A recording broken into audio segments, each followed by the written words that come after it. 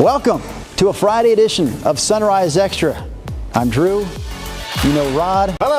This is Galen. Hey. Filling in for both Brenda and Nina. Yes. Doing the job of two. Yes, he's got 4 shoes to fill.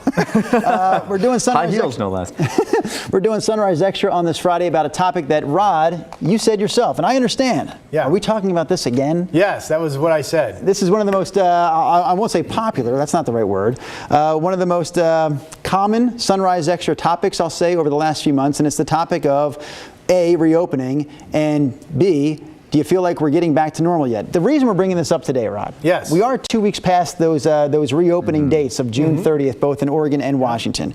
And I certainly have felt like things have gotten back to normal. I went back to Philadelphia last week for vacation to see my mom. And when I came back, it was like things had definitely changed. I went to Safeway for the first time without a mask. I went to the local coffee shop down here, and I had my mask with me all the time, not sure how things were going to look when I got back from Philly. And I definitely feel like things have gotten back to normal. But today in the headlines, real quick, I'll just point this out. 2 big headlines today for COVID. One, LA County, the largest county in the country. California. In California, LA, Los Angeles. Largest county in the country has reinstated indoor mask mandates for anyone, regardless if you're vaccinated or not. That's pretty big news, obviously down there especially. And then 2, we saw 2 pretty big sporting events. The Yankees game against the Red Sox last night, the upcoming game for USA Basketball, canceled because of a COVID outbreak amongst those professional sports players. So now I hear those headlines and I think, geez, we're back to 3 or 4 months ago. Yeah. So my question, I guess, for the viewers is, do you feel like we're moving forward? Do you feel like things are getting back to normal with reopening, or do you feel like we're still stuck in the mud when it comes to COVID? I think I know the answer to this question real quick, but it's still required to have the mask on the airplanes, yes. correct? Yeah. So the airport Interstate travel situation, in general. absolutely. Yeah, it's a federal thing. From the time you walk into the airport, through the plane ride, getting out of the airport, mask the whole time. Yeah. Do you have a comment, Rod, on whether or not you feel like we're back to normal, getting there pretty quickly, or we're still stuck in the mud? I feel like, just my experience, things are pretty close to normal. I find it interesting for mandates that are coming out saying, we don't care if you're vaccinated or not, everybody has to have a mask. I find that... Is that just the easy way, probably, of enforcing it? We're not going to ask for cards. We're not going to ask for proof. We're not going to ask questions. We just want everyone to wear them. Well, it's probably if you're trying to run the herd, more or less, right? If you're the person going, we need to make sure this grocery store, for example, is safe. And the easiest way to do that is this. We're not going to put a person at the door to check. So I suppose the easiest way is just to say everybody has to have the same behavior. Yeah, right? I think there's 2 dynamics to that, because obviously there's you can't necessarily know everyone's vaccination status, and it's difficult to enforce if you're a business like that. But then there's also the research that suggests the new Delta variant can be passed even from people who aren't vaccinated. So I think that's maybe the intent, but it also kind of creates that gray area, especially if you've had a few weeks of, quote, freedom from the restrictions. Going back to that, I think is probably tough for people. You know, I think it's interesting with the sporting events. And last night was supposed to be the start of the second half of the Major League Baseball season. Even if you're not a huge sport fan, I know you can appreciate Boston Red Sox versus New York Yankees, one of the great sport rivalries in our country. Yeah, so you say. It's not just me that says it, Rod. So they didn't have their game last night because a few players in the Yankees came down with COVID, and there were enough players in contact with them where they actually couldn't field a team to play that game. And I'm thinking, man, it was just a couple of weeks ago that all the stadiums coast to coast started opening back up to full capacity.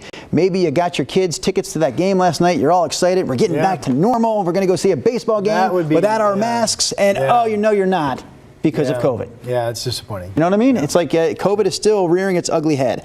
So I don't know, Galen, if you can see the comments too. Yeah, I can. There you go. A lot of people really talking about just that concern of the Delta variant, and that's one of the main reasons why we could go to this, but a lot of people also commenting like, oh, step back. It's disappointing. So Trevor Lamb says, and I'm always the least intelligent person on the desk, so you know, so I looked at my comrades here. Trevor says, once vaccinated people realize their vaccinations only help with symptoms, we're going back to mask. I'm trying to wrap my head around what Trevor's trying to say there. I think it could come back to the Delta variant, which has been proven to maybe be passable through people who are vaccinated. So in this case, I think if you are vaccinated, it greatly reduces the chance that you will actually become infected by COVID-19. But there's a chance that you will be infected, just not have symptoms or not have a serious case. Severe, yeah. Yeah, it helps you not go to the hospital. It prevents you from dying, like the critical things that we've been following for a year and a half. So, I think what's cool about Sunrise Extra is we can actually ask Trevor Lamb to explain what you meant, right? Yeah, Instead of us trying to read well, that's true. Yeah, you're Trevor right. Lamb, explain your statement, because I took it to mean. I took it to mean that yes, even if you get the vaccine, you can still get the virus. You can. You just, you hope. The thought is, the science suggests that you just won't get as sick, like you were just talking about. Yeah. But Trevor, why are we trying to figure out what you said? You go ahead and give us a better explanation and clear that up for Mr. Rodney and company. I want to talk about Veronica Gaston real quickly for two reasons. Veronica watches this show, I think, every day. I feel like you give us a comment at least once a day there, Veronica. Two, she sent an email yesterday, Rod, trying to get into your Dog of the Day segment on the Sunrise Show. Oh, okay. But she doesn't have a dog. She has a cat. Oh, yeah. Do we allow cats during the Dog of the Day segment? I actually saw that email. Business here. No, we do that. I will double check and see if that gets to the people that put that together. We have done that before. Are there bylaws The bottom line is, if we want you to watch KJW, we want you to love us. We're not going to deny We will cats. do what you want.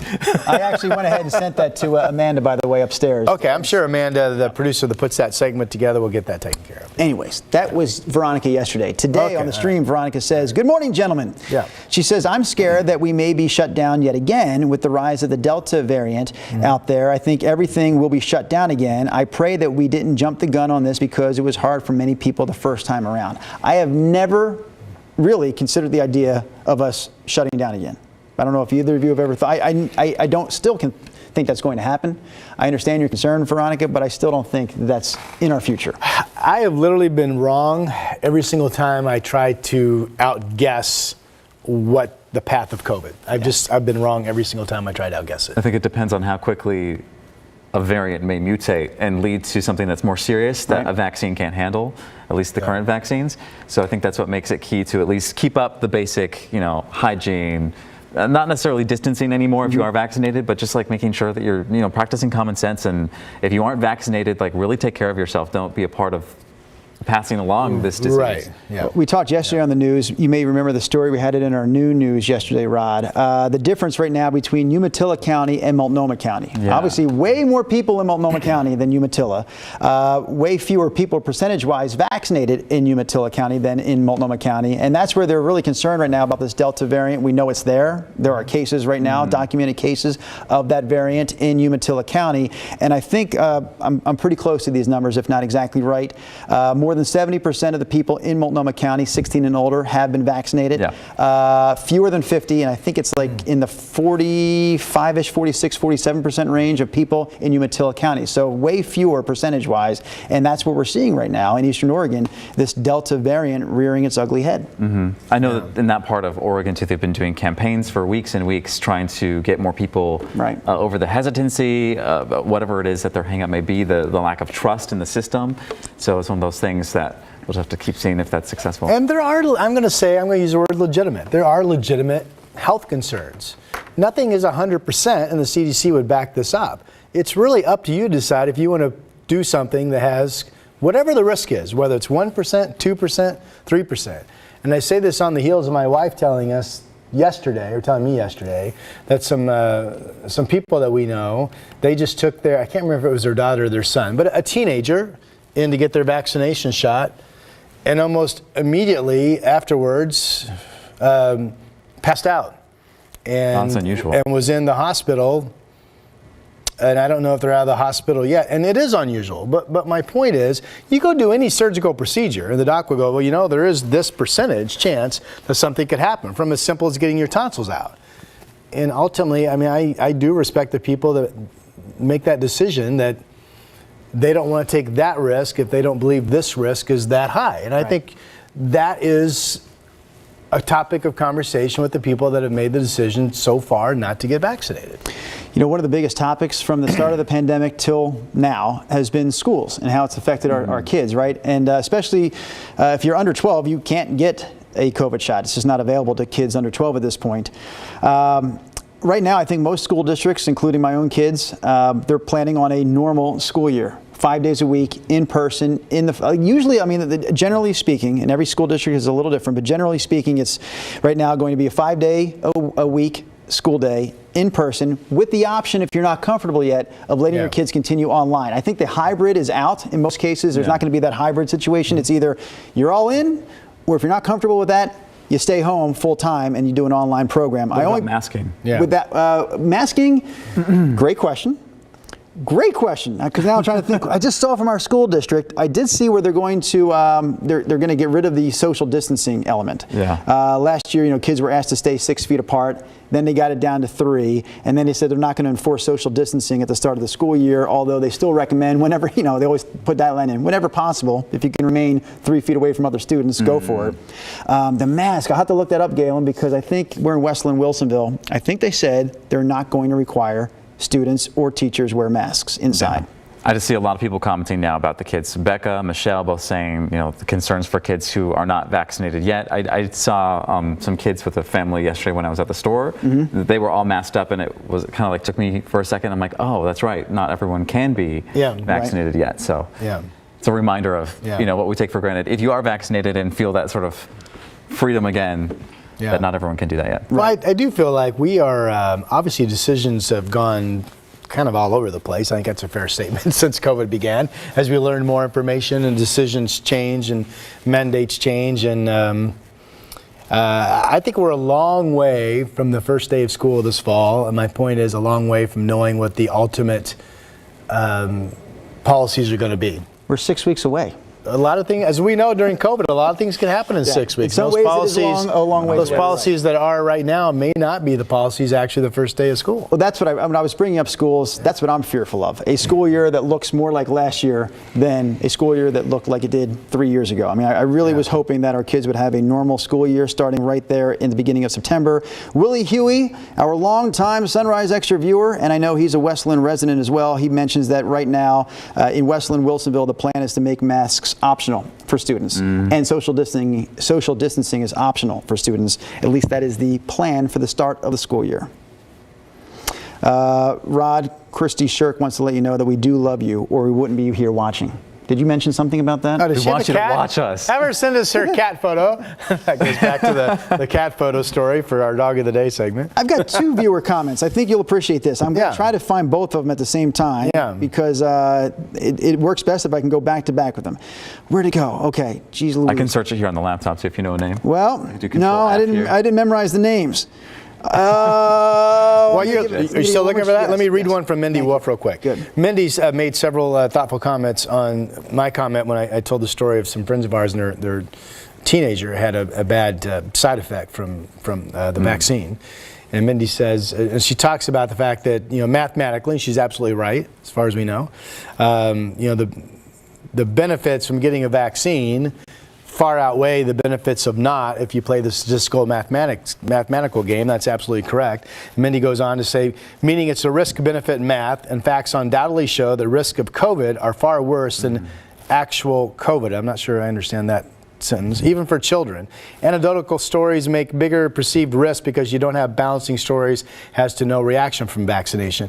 And obviously, you know, we've reported that taken as a whole, overwhelmingly, the majority, almost, I'm not even going to say majority, nearly everybody that gets the vaccine has really had no serious consequence. It's the anomalies that you might right? And it seems like, my only point was, I understand the thinking of the people that don't want to take a 1 or 2% risk factor to do something if they feel like they don't need to. That's all I was trying to say. Yeah, it's more of the emotional decision that is maybe holding some of those numbers down in other areas. Yeah. Did you read that one? Is that the one you just read from Cascade? Similar. No, go ahead. So Cascade, and Jill Jones, if you're still watching, your comment is next, because I think Jill Jones' comment is the exact opposite of what I'm about to read from Cascade. She says, and she points you out again, Rod, Rod, Cascade says, vaccinated people can still become infected, period. They Right. just don't get seriously ill. But then she adds, kids and the unvaccinated are still vulnerable. Now, before you comment on that, I was thinking. I agree, yeah. But I think you and I have both talked about the fact that kids seem to be pretty resilient when it comes to COVID, right? Jill Jones says, in response to Cascade, hey, kids aren't that vulnerable. The death rate is 0, and the effects, and we should say that's 0, right? But the death rate is very low amongst kids. It's much lower. Much lower, A right. lower chance of a severe complication from. And the effects are minimal. But some of the long-term effects are also up for debate and study right now on some kids. And we're This not isn't going the to fact know. part of the segment. This is not the facts gonna know part of for the years, segment. yeah. This is the Jill Jones part All right, of the go segment. ahead. Just No, perspective. it's absolutely Continue. good that There's you a do point that. to all of this, obviously. It's good that you do that. But Jill says we need to stop the fear. And whether you agree with that or not, it is, I know, a common belief amongst a lot of people. I mean, some people feel like Cascade and we're not being protective enough. Others feel like Jill and we're just spreading fear right now. We're not getting back to normal the way we should. We hear both sides of the story, Yeah. and we're not here to take sides.